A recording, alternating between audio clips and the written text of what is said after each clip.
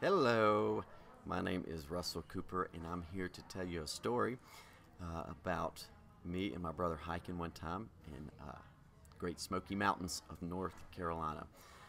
We were doing this trail, and phenomenal trail, beautiful mountains, beautiful area, as with most of all the parks that I've had a privilege to visit.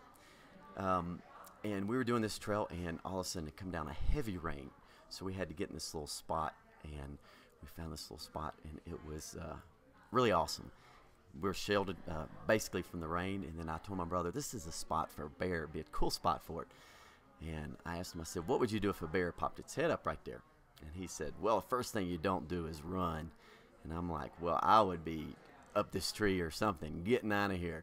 And he said, no, you're not supposed to do that. He says, you never run from a bear. And I was like, okay.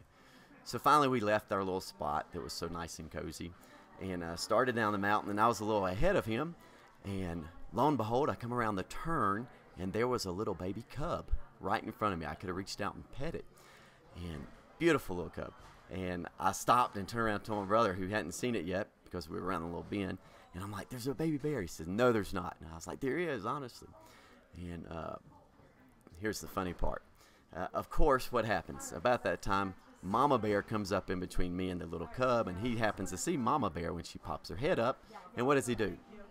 Of course, he takes off running and leaves his little brother standing there all by lonesome.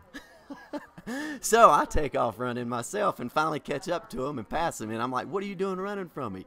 And he says, you're not supposed to run. And he's all out of breath. He can barely breathe.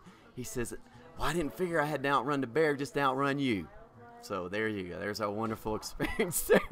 And I'll remember it to this day, as with all the many experiences I've had with the National